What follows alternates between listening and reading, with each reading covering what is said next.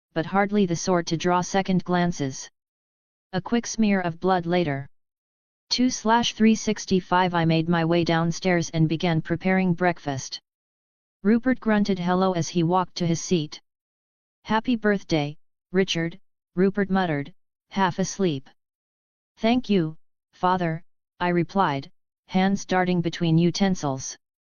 "Are you taking the day off today?" he said as the morning fog was leaving his eyes. "Nope, busy day today. I'll be out all day, so don't wait for me, start dinner without me," I said, placing the finished toast, bacon and eggs on the table. "Well, I know whatever I say won't dissuade you, so just say be careful. I'll get a small cake for when you get back," he said as he hungrily started to dig in. By the time I cleared the dishes and fetched my coat from the hook, Rupert was deep in the markets page, oblivious. Precisely as I preferred it. I left him there, safe in habit and the smell of toasted bread, and stepped out into London's bracing chill. The city unfolded around me in long grey lines, brick rows damp from last night's rain, shop windows still half fogged, horses clopping on slick cobblestone. The air smelled of coal smoke and brewing hops, mingled with that peculiar undercurrent of damp stone that always seemed to haunt London's older streets. I passed milk carts rattling toward narrow service alleys, newsboys with ink-stained fingers shouting headlines about minor railway strikes. A lamplighter moved steadily ahead of me, dowel staff perched on his shoulder, humming some tune I didn't recognize. None of them spared me a second glance. I liked that. Moving through the press of people, slipping between wool coats and trailing skirts, I felt quietly invisible. A boy on his errands. No one who mattered. All the while, my mind ticked on. Watching minor signs, such as businesses laying out fresh chalkboards first, and which carriages had new crests on the door. Even the Muggle trade gave clues. Money never stayed still for long, not on either side of the magical divide. By the time I reached my destination, the sun had begun to climb, illuminating streaks of soot on old facades like scars that never quite healed. The leaky cauldron stood as it always had, squat and a little grimy, its door stooped under the weight of centuries of comings and goings. But there was an electricity to the moment that made the wood grain seem sharper under my fingertips as I pushed inside. The interior was dim, alive with shifting shapes and voices. Cloaked men hunched together at a corner table, heads nearly touching, voices pitched low over tankards. A trio of witches passed me by in a rustle of wool and perfume, leaving a faint trace of lavender and cold air. At another table, a silver-haired woman with rings stacked high on her fingers traced glowing sigils in the air that faded before anyone else could see them. A wizard in saffron robes barked a laugh that ended in a cough. And everywhere, above, around, woven through the very wood, the smell of pipe smoke, spilt ale, hearth soot. I found a seat in a shadowed corner, removed my glasses and folded them carefully beside me. From inside my coat, I drew a slim brown book, more for show than need, its title obscure enough to discourage questions. I opened it to the middle and let my eyes rest on the lines without reading a word. Instead, I listened. Voices rose and fell like tides. So Dumbledore's finally stepped in, can't say I'm surprised. Hogwarts just starting term yesterday, little Daisy's beside herself, owls all over the place, Gringotts making noises about stricter vault audits, mark me a plump wizard stomped by, muttering about cauldron permits. Behind the bar, I watched two men in stained aprons carry crates through a side door, whispering about shortages. The landlord pretended not to notice. I watched. I waited, patient as stone. Eventually, my opportunity arrived. A woman, bundled in plum-colored robes, led her wide-eyed daughter toward the bar. I watched them linger there, speaking in hushed tones, until the landlord nodded and gestured them toward the back. I rose, slipping my book back into my coat. As they neared the rear door, I matched my pace to theirs and offered a slight, polite incline of my head. "Good morning," I said, my voice mild, as the mother pushed open the door. She startled slightly, then smiled with distracted courtesy. "Good morning, dear." Together we stepped through. The door swung shut behind us, muffling the clamor of the pub. The courtyard stood still, its quietness broken only by the damp stone and soot-streaked walls. I watched as she drew her wand, tapped the bricks with practiced confidence, 3 up, 2 across. The stones shivered, rearranged with a grinding hush. Diagon Alley unfolded like a secret too long kept. I stepped after them, crossing the threshold as though into the heart of something vast. And perhaps I was. Diagon Alley wrapped around me at once, bright in places, shadowed in others, humming with brisk adult voices. Men and women moved in practiced channels from shop to shop, their cloaks billowing behind them, parcels clutched tightly. Here, a sour-faced wizard checked the cuff of his robe for soot, there, a tall witch weighed a string of tiny silver bells on her gloved palm. Everywhere, adult wizards, all threaded through by the same determined current of errands. Children were conspicuously scarce. No small clusters gawking at broom displays, no wide-eyed first years trailing after mothers with proud, worried smiles. It made sense, Hogwarts had begun yesterday, the 1st of September. The boats would have glided across the lake already, lanterns bobbing on black water. The Sorting Hat would have finished its songs and judgments by now. I haven't received the letter yet, unfortunately, my birthday falls just a day after enrollment. So I walked. Slowly, deliberately, boots clicking on cobblestone as though measuring each stone's worth. I passed Peter Boat, a business that produced and sold twine and rope, painfully narrow in vision. Next was Crispa Culpepper's drugs and preparations, small dark vials stacked in latticed racks. Useful, but no serious modern pharmacy-like establishment would display its contents in such a haphazard manner. Gringotts rose ahead like a fortress disguised as a bank. Goblins scuttled about with ledgers thick enough to fell oxen. A line of wizards fidgeted on marble steps, all irritation and nervous polish. It reminded me too clearly of certain Muggle banks, bloated on old procedures. I made a mental note, House Magus would need vaults, yes, but also broader investments, places these men would never think to look. Maybe our own bank. I slipped next into Flourish and Blots, breathing the heavy musk of old paper and spell ink.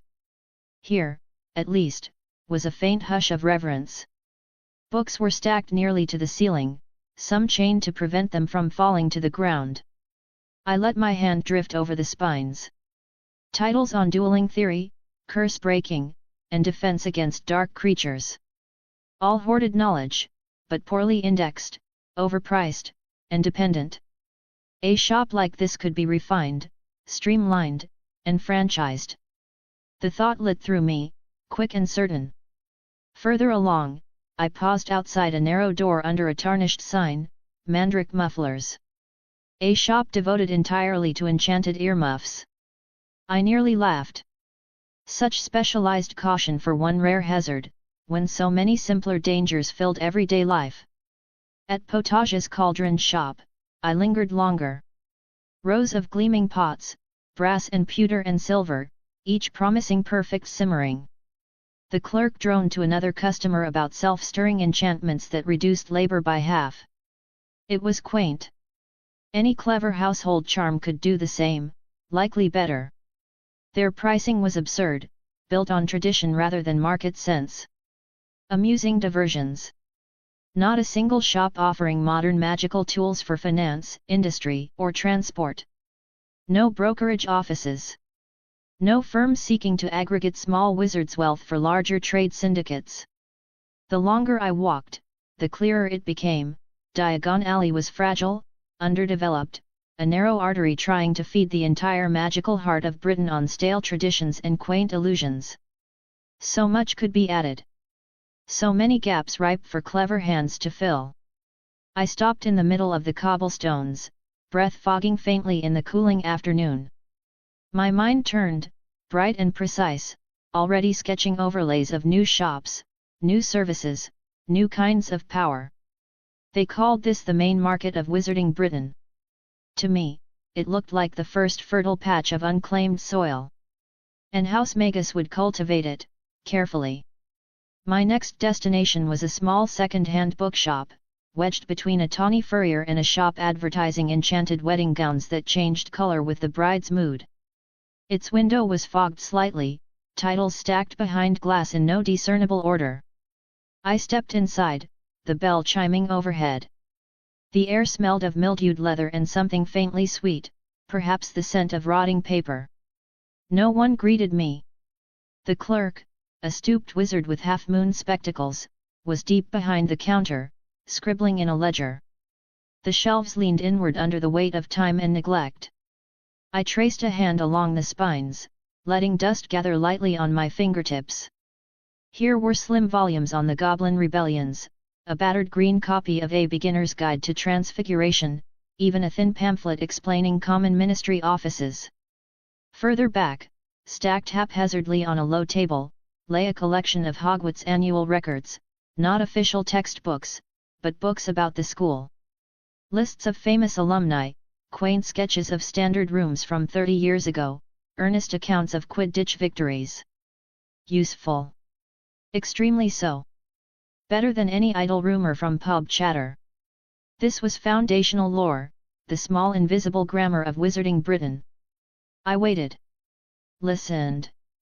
Only the shuffle of the clerk's quill, the occasional crackle of the stove in the corner. No one else's in the aisle. I carefully added these to my inventory. By the time another customer moved past the front of the shop, they were already nestled in my private vault.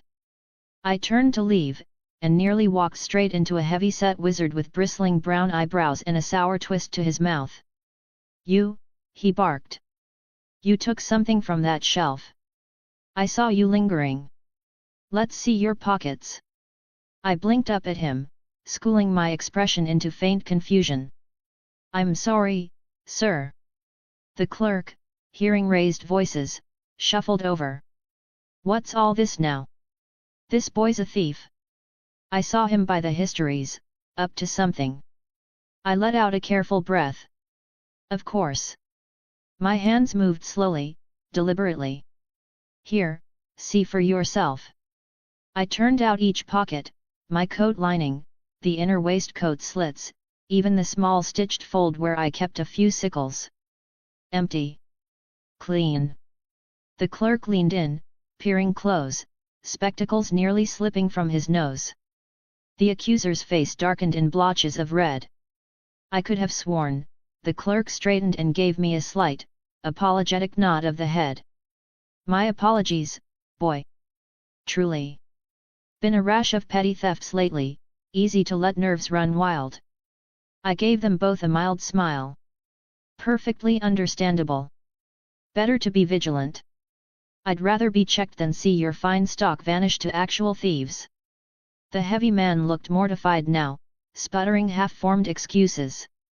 I only inclined my head again, then stepped out into the street, the bell tinkling once more at my exit. Outside, the cool air felt oddly refreshing. The weight of those histories nestled comfortably in my hidden inventory, knowledge acquired cleanly, without the fuss of coin or contract.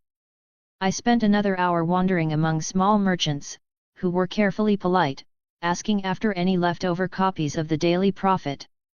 Most were only too glad to offload old bundles, weeks of headlines detailing ministry squabbles, Gringotts currency advisories, even a flurry of speculation about the international war that was still ongoing.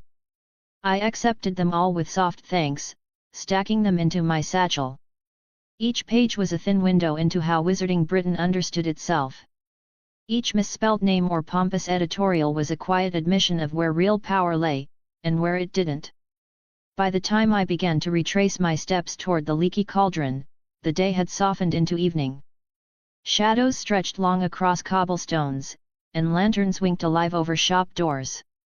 The alley bustled still, but with a more languid, satisfied pulse, witches and wizards clutching parcels, laughing with a kind of careless ease. By the time I stepped back into Muggle London, dusk was deepening. The soot-streaked city had grown softer under the orange glow of street lamps, carriages rumbling past like tired beasts. I moved among them with practiced calm, my satchel full of old newspapers and my hidden vault newly heavy with books no one suspected were missing. When I let myself in through our narrow front door, the house smelled of warm sugar and faintly singed frosting. I paused in the hall, surprised. Rupert appeared in the doorway to the sitting room, wiping his hands on a tea towel that looked suspiciously sticky. "There you are," he said. "Nearly thought I'd have to put a candle on this thing and eat it myself." On the table behind him sat a small cake, wobbly with white icing. A pair of slightly lopsided candles burned at the center. I set my satchel down and allowed a brief, real smile. "You didn't have to fuss." "Oh, but I did," Rupert grunted. "What's the point of having a birthday if you don't at least taste a bit of sweetness, eh?" He pulled out a chair for me with more ceremony than usual, then busied himself slicing 2 uneven wedges. We ate together in the soft lamplight, his fork clinking against the plate. The cake was dense and a little dry, but sweet enough to hide its shortcomings. "Next year, I'll do a proper one," Rupert said, half to himself. "Maybe get one of those chocolate ones from Southwark. You'll be 12. A young man." "Nearly," I agreed, with just enough warmth to satisfy him. When he finished, Rupert leaned back with a sigh, patting his stomach. "Go on up when you're ready. I'll handle these dishes." I took my time ascending the stairs, each tread familiar underfoot. In my room, I closed the door behind me and rested there a moment, listening to Rupert humming off-key downstairs. Then I shrugged out of my coat and cap and set my glasses on the desk. I took this quiet moment to check on all the changes that have happened. Status: Family system _______________________________________________________________________________________________________________________ Name: Richard Anderson Rousseau. Magus. Age: 11. Race: Homo. Magi. House: Magus. House crest: House motto: Non-Duker, Duco. Position: Patriarch. Allegiance: N/A Alliance, N/A Family Tree: Total family members: 1 ________________________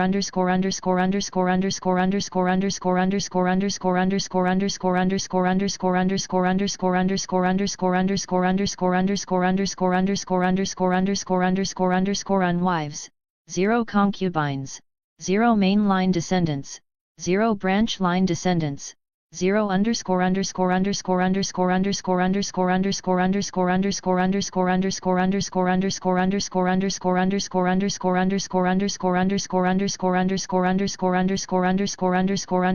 bloodline, Magus traits,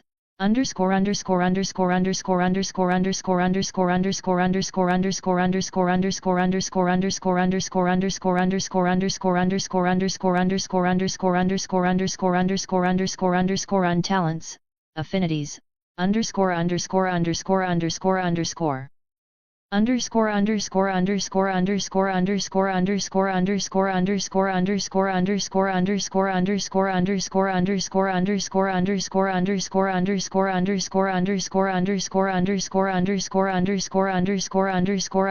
house structure, house wealth,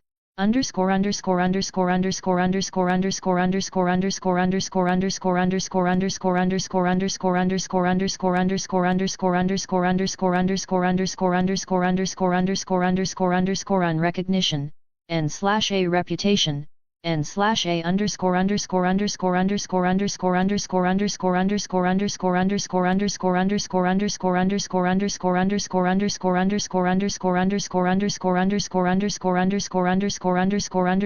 compatibility index,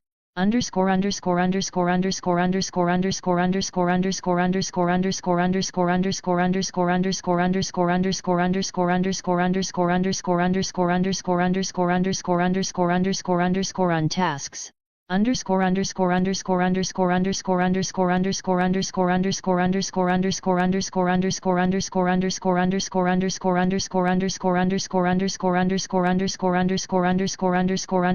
body, 18.67 mind, 37 soul, 30 mana,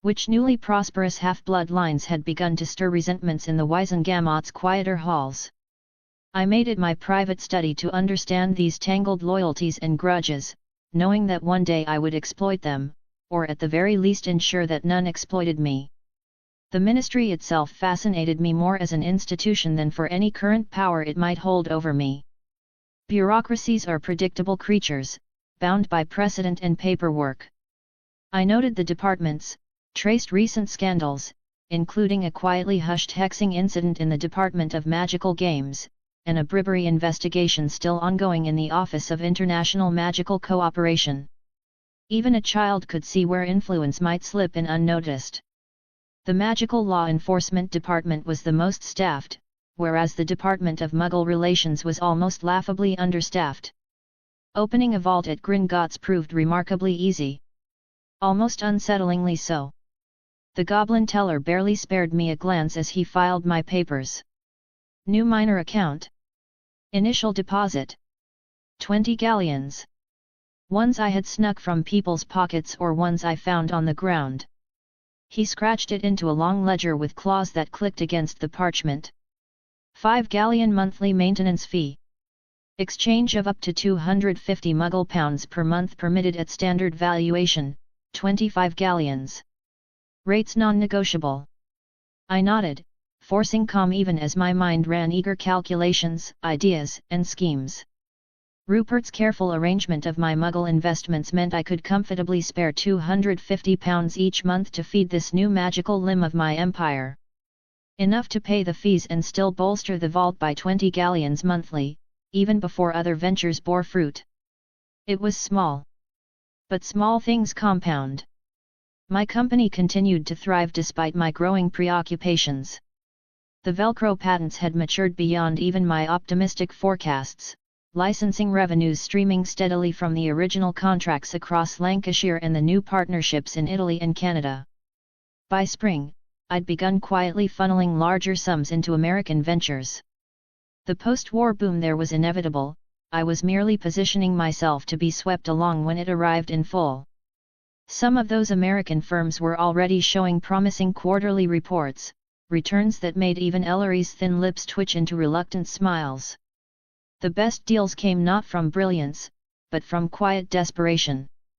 A New York textile manager with 3 mortgages, a Florentine dyer caught bribing customs inspectors, these men signed away percentages in shaking hands, all while blessing me for the rescue. I also targeted companies I knew, by faint echoes of memory from my first life, would flourish spectacularly. Small chemical firms are on the cusp of breakthroughs in synthetic fibers, and specific packaging manufacturers are poised to ride a wave of consumer mania for convenience. They didn't know they were on the edge of their golden eras, but I did. But by late spring, I was deliberately receding from the helm. Not because I grew bored. Not entirely. Because I understood that soon, I would be gone for months at a time behind castle walls, unable to sign contracts in person or read daily telegrams by candlelight. The managers needed to stand on their own feet now, or the entire edifice would tumble the moment I set foot on Hogwarts grounds. So I let them. Ellery became the face for new contracts, more unquietly enforced standards among the warehouses, and my most trusted junior clerks handled the day-to-day ledgers. I reviewed summaries weekly, but only summaries. And each man, in his way, remained tethered to me by far stronger cords than salary, fear of failure, hope of further favor, the memory of gentle acknowledgements that still warmed them on cold mornings. Which left me free to focus almost obsessively on my magic and my physical regimen. I rose before dawn, running through my circuits until sweat pooled and my muscles burned with small, delicious agony. It was more than vanity. I would never again be the trembling child cornered in an alley by a stranger's grip. My body was my first fortress, and I kept its walls strong. But my true obsession was mind arts. My emotional sense evolved from raw scent to something far more elegant, delicate threads I could lay across another's thoughts, plucking here and there to draw out a smile, a doubt, a sudden certainty. In Diagon Alley, I practiced constantly, making sure I didn't target anyone who seemed strong. A shopkeeper found himself agreeing to a discount without knowing why, and a sour old man suddenly decided not to complain about my presence at the front of the queue. With Rupert, I grew even subtler. My illusions hid my violet eyes well enough, but sometimes his expression would tighten, eyes narrowing as if trying to remember what exactly seemed out of place. Sometimes his hand would pause halfway to his teacup, brow tightening. His eyes would fix on me just a fraction too long, like a man trying to place a half-remembered face in a crowd. And so I would lean in with the faintest whisper of magic, "You are tired, everything is as it should be," and watch the confusion drain away, replaced by an embarrassed calm. I continued the small bloodlettings over the egg in my drawer. Careful cuts along my fingers, drops of blood sinking into the shell's runes that glowed faintly for seconds after. It was patient work, slow as any garden taking root. But I felt it, something old and quiet stirring each time, weaving tighter bonds through my veins. I sometimes wondered if Nan would have wept to see me slice my own fingers so clinically. The thought faded before it could fully flower. My new trait Rapery Tongue has shown its worth. I first tested the bloodline's promise on a brisk morning in early spring, with frost still crouching in the garden beds and my breath a ghost in the air. I'd been watching a falcon for nearly a quarter hour, sleek plumage of dark brown and ash, circling lazily above the orchard beyond Rupert's hedges. At first, I simply admired the mechanics, the minor corrections of wing tilt, the way its head locked on distant movements. Precision was always a small pleasure. Then the thought intruded, sly and quiet. Rapery Tongue. The trait that was seeded into my bloodline when I forged House Magus. Communication with birds of prey, but what did that actually mean? No books I'd found in Diagon Alley offered any insight. It could be unique to my bloodline or just written somewhere else. Nonetheless, I intended to explore it. So I shouted up with all my will. "Come down to me!" The falcon stuttered in its glide, wings flaring, head snapping to fix on me with sudden, razor interest. For a heartbeat, it simply hovered there in the air, then folded into a controlled dive that ended with a neat landing on the low stone wall 10 paces from where I stood. Its claws scraped tiny white grooves into the stone, head weaving side to side with that unsettling, jerky precision that falcons have. It regarded me coolly, pupils pinning and expanding, body held with wary readiness to launch again at the first sign of threat. "Can you understand me?" I tried, low and careful, shaping the question with that same pulse of intent. The falcon only blinked, head tipping slightly. Curious. Confused. Its claws flexed against the stone. Of course. It was still a falcon, intelligent by animal standards, but no human conversationalist. I needed a simpler structure. I exhaled, calming myself. Talking to the falcon, slow and deliberate, nod I dipped my head down once, meeting its gaze. Shake I turned my head side to side, an explicit denial. "Can you do that?" Nod for yes, shake for no. The falcon stared for a moment longer. Then, with almost comedic tentativeness, it bobbed its head down. I felt a sharp spark of satisfaction bloom in my chest. I began with simple questions. "Is your nest nearby?" It shook its head. "No." "Are there many of your kind in these parts?" A nod, quick and definite. "Would you come if I called again?" Another nod. Slower this time, as though considering some instinctive calculus of risk versus benefit. Good. That was more than enough to start. I stepped a little closer, raising my hand to its head. "I am Richard Magus," I said, voice low, careful. "My blood commands yours. If I call again, I want you to come. Bring others if you can. There will be food. Safe nesting." It couldn't answer verbally, of course. But it watched me with that unsettling intelligence predators often held, as if weighing the trustworthiness of something far outside its usual experience. Then it gave a tiny nod, almost a dipping of the shoulders, then settled back on its feet. I left it there, purposefully.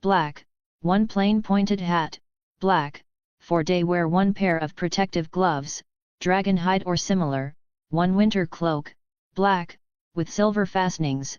Please note that all pupils' clothes should carry name tags.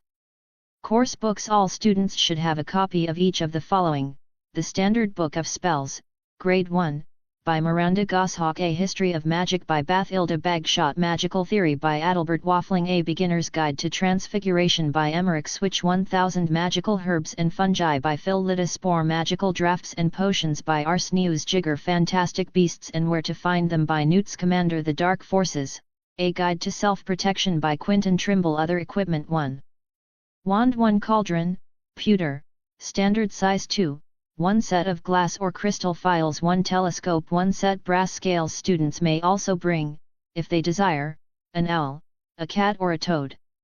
Parents are reminded that first years are not allowed their own broomstick. Yours sincerely, Lucinda Thomsonical Pocus, Chief Attendant of Witchcraft Provisions. I couldn't help it, a quiet huff of dark amusement escaped me. Robes.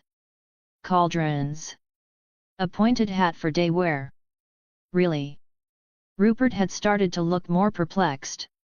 Richard, let me have a look at this, he said, taking the letter off my hands. Where'd you get this from? Did it come in the post? No, it came from an owl, I said between laughs. He looked at me as if I had said I was a 7'8" black man. It's at the windowsill, I said while pointing at it.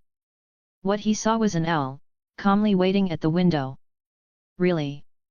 He replied at this point, absolutely confused. Yes, it really did. Well, even if it is a prank, I might as well reply.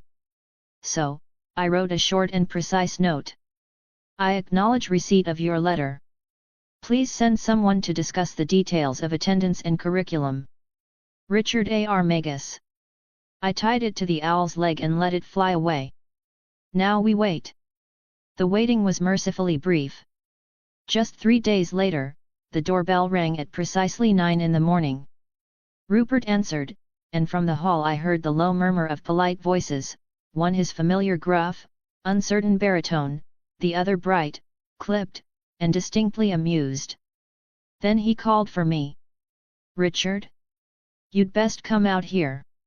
I stepped into the hall to find a woman in pale red robes, her hair pinned in a tight, serviceable bun. She had a cheerful face that didn't quite hide how sharply her blue eyes darted over everything, the ledgers stacked on the small console table, the quiet gleam of our polished banister, the faint smell of pine still clinging to Rupert's shirt sleeve. Mr. Magus, she said, extending a gloved hand. I'm Matilda Weasley, Deputy Headmistress of Hogwarts. I understand you received our letter.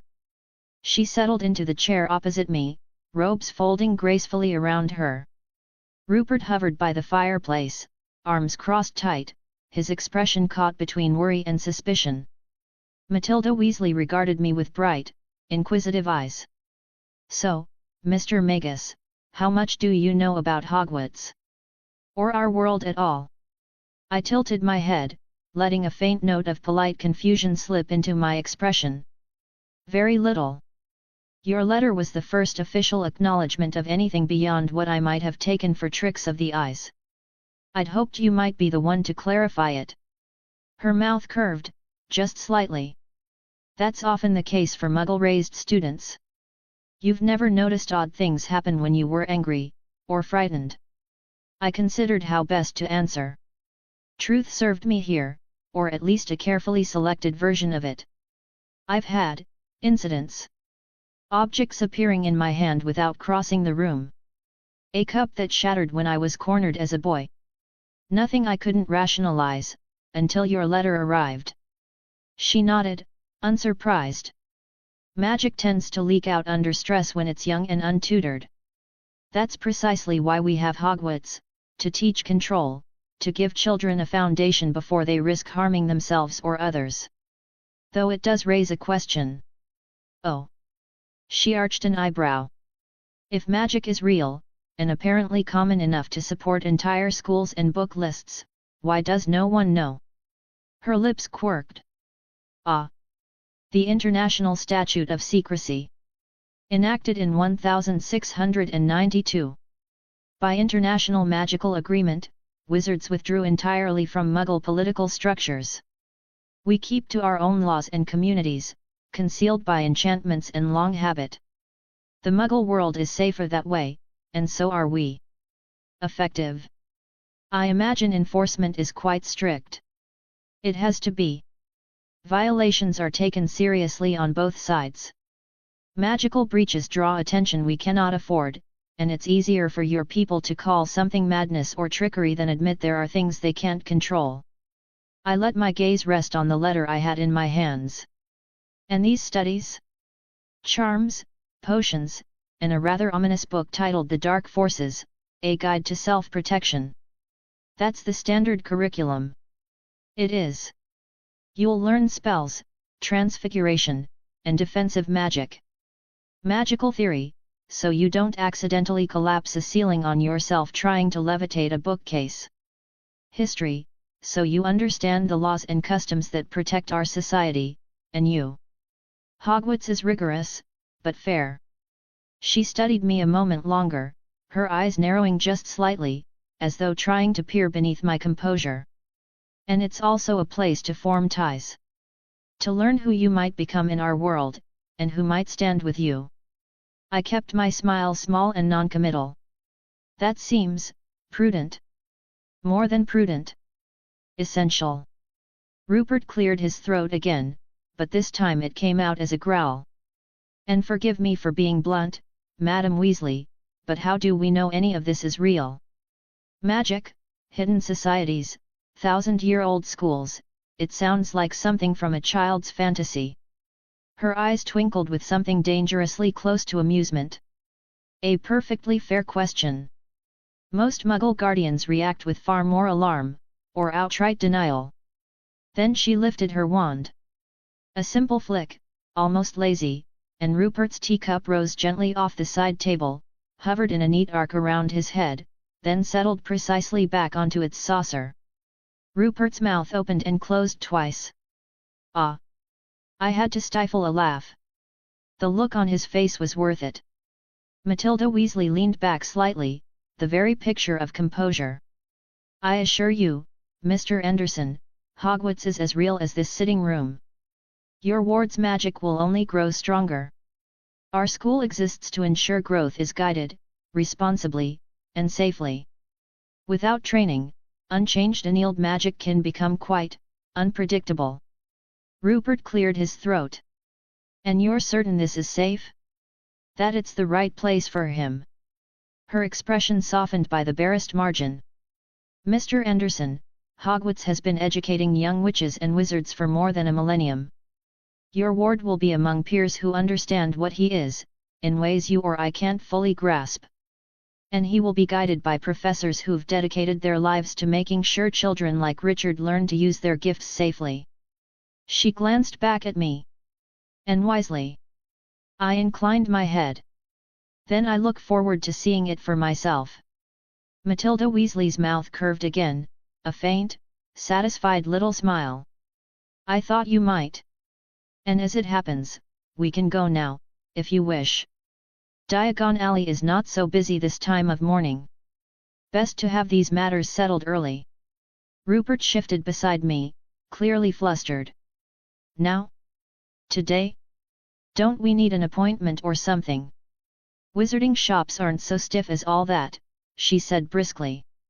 Besides, it's customary. New students often acquire their things with their families the same day the letters are acknowledged. I folded my hands together lightly. Then by all means. I'd rather not wait. Matilda Weasley glanced between us, her expression faintly amused. Well then, best not to waste time. If you'll each take an arm. Rupert looked at me, and I gave him a slight nod before stepping forward. I rested one hand lightly on her offered forearm. Rupert did the same on the other side, though his grip was decidedly more anxious. She gave us each a quick, reassuring glance. You may feel a slight pressure. Then the world vanished.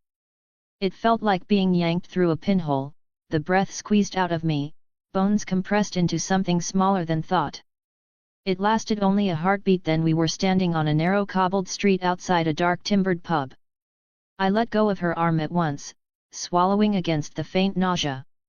Of course, my mind went immediately to logistics. How do you know the space you apparate into isn't already occupied? With this many people in London, it seems statistically risky. She actually smiled at that, a slight, genuine curve of her lips. A very sensible question. Certain spots are marked out with special wards, slightly out of phase with normal space, you might say. They repel muggles subconsciously, or simply never quite occur to them to walk through. Those spots are reserved precisely for safe apparition. Rupert still had a white-knuckled hold on her sleeve. He released it only when she patted his hand gently. She nodded to the dark wooden sign overhead. The Leaky Cauldron. The entrance to Diagon Alley is through here. You'll see how well we've kept our world hidden. Inside, the pub was dim and slightly musty, the air full of pipe smoke and the sharper tang of something sweet, elderflower cordial or a light whiskey. A few patrons in oddly cut cloaks glanced up, but no one did more than nod politely at Matilda Weasley. A wide-eyed boy with freckles darted behind his mother's skirts, peeking at me as though expecting my hair to burst into flame. She led us straight through, past a scarred oak bar and out a low back door. A small, walled courtyard lay beyond, paved with uneven stone. She then raised her wand and tapped the brick wall. The wall trembled. Bricks folded back on themselves like a collapsing puzzle box, until a wide archway yawned open to reveal a bustling street that looked ripped from a fevered medieval fantasy. Shops pressed close on either side, every sign hand-painted in swirling gold or smoky silver. Stalls spilt over with piles of spell books, racks of polished cauldrons, cages of chittering creatures. A cart nearby hawked roasted nuts under a faint haze of pink steam. Rupert actually took half a step back, one hand going to his chest. God above! This was here all along. Matilda Weasley merely smiled. It has been, for a very long time. Come along. We have quite a bit to purchase. As we stepped through the leaky cauldron into the bustling alley beyond, Rupert leaned closer, voice pitched low. Well, I suppose we ought to change some money. I've got a few pounds on me, and you've got that company account. I cut him off with a slight shake of my head, my eyes already scanning the shops. We have money, certainly. But does it even spend here? I've yet to see a single pound note. Rupert looked suddenly stricken. You think they don't take sterling?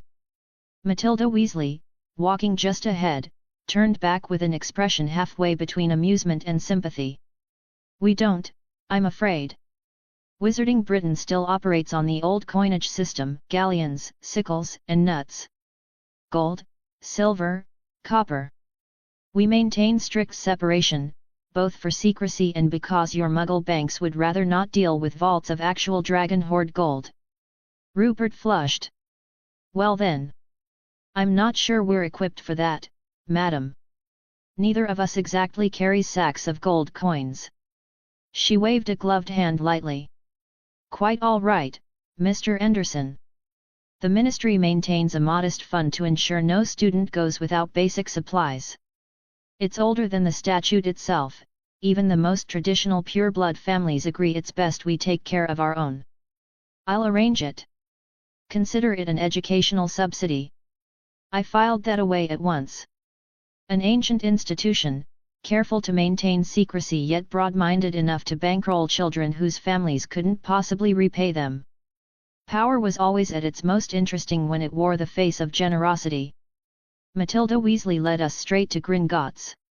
Inside, she had a brief, muttered conversation with a sharp-suited goblin who produced a slim ledger and a brass stamp. Within moments, he counted out a small pile of gleaming galleons into a discreet pouch, sliding it across the polished counter with a bow that somehow felt more mocking than servile. She handed it to me. There. This will more than cover your robes, books, and wand, with enough left for your potion supplies. Rupert still looked as though he'd swallowed a bee. All this, paid for by the government. If only our own ministers were so efficient. Matilda Weasley gave him a bright, pointed smile. Oh, I wouldn't call the Ministry of Magic efficient, exactly. But in this, at least, they are reliably thorough. We stepped back out into the flow of Diagon Alley, the purse of galleons heavy in my pocket. Rupert walked beside me in a daze, eyes darting from the sign of a shop offering bespoke broom servicing to a window that seemed to contain nothing but writhing blue flames. Matilda Weasley moved through it all with the calm certainty of someone who knew precisely where every shop lay. First was Madame Malkin's. The shop was small, with shelves stacked high with bolts of dark cloth. The air was faintly scented with lavender and dust. A squat witch measured me with a tape that slithered around my shoulders and legs all on its own. 3 sets of school robes, black, standard cut, she chirped. Name tags sewn in, of course. Thank you. Flourish and blots was a riot of books. Shelves climbed to the ceiling, ladders skated along rails all by themselves, and more than once, I caught a book reshelving itself when it apparently decided it had been put back incorrectly. I ran my hand over the spines of magical theory and the dark forces, a guide to self-protection, feeling the faint tingle of old spells still clinging to the leather. Rupert picked up a thin volume that squeaked like a startled mouse, nearly dropping it in shock. Matilda Weasley merely gave me an approving nod as I stacked each title carefully into a growing pile. You'll do well, she said quietly. You already look like someone planning which chapters to prioritize. Ollivander's shop was quieter than the rest of Diagon Alley. Dust hung in lazy shafts of light, thick with the scent of old paper and polished wood. Shelves towered around us, packed edge to edge with narrow boxes stacked with mathematical precision. The man himself appeared almost from nowhere, thin, pale, his silvery eyes bright but not unkind. First wand, he asked briskly, barely glancing at me. I nodded once. Good. Left or right-handed? Right. He handed me the first wand with no flourish, and I felt nothing, not even the faintest tickle of magic. No, not that one. He moved with quick, economical gestures, pulling down narrow boxes, lifting lids, passing me one wand after another. Each time I grasped one, he watched keenly, not with eerie prophecy, simply with the brisk curiosity of a craftsman assessing fit. A wand of cherry wood with unicorn hair fizzled out in a weak green spark. A slimmer ash wand did nothing at all, feeling like dead wood in my hand. Another of willow wood with a dragon heartstring let out some small sparks. Box after box came down from the shelves. Some sparked, others fizzled. One cracked a lamp overhead. But then, finally, he offered one with a nod of quiet certainty. The wand was crafted from deep, dark cedar wood, its surface polished to a smooth, almost glassy sheen that catches the light with subtle elegance. Twisting around its length is a pattern of intricate runes and symbols, carved in a seamless spiral from handle to tip. The runes vary in shape, some sharp and angular, others curved and flowing, giving the impression of a long-lost language whispered into the grain of the wood. The carvings themselves are shallow yet precise, following an unbroken path that coils along the wand like a climbing vine of ancient intent. The wand tapers to a fine point, balanced and lightweight, yet with an undeniable sense of quiet strength. Up close, one can just make out faint ridges in the etchings, as if they were pressed into the wood with more than just craftsmanship, perhaps by magic itself. The overall design is both elegant and enigmatic, the kind of object that invites both reverence and curiosity. It's not loud in its presence, but unmistakably powerful. I took it in hand. A sharp warmth flowed up my arm, a feeling like inhaling cold air after hours of heat, clean, bright, alive. Not overwhelming, but precise. I raised the wand, and a quiet gust of air swept past me, fluttering the ledger behind Ollivander's desk. Ah, he said, a small note of approval entering his voice. There it is. He gently took the box and slid the wand inside with care. 13 inches, cedar wood, thestral tail hair core. A rare combination, especially the core. Quite subtle, highly attuned to intent and conviction.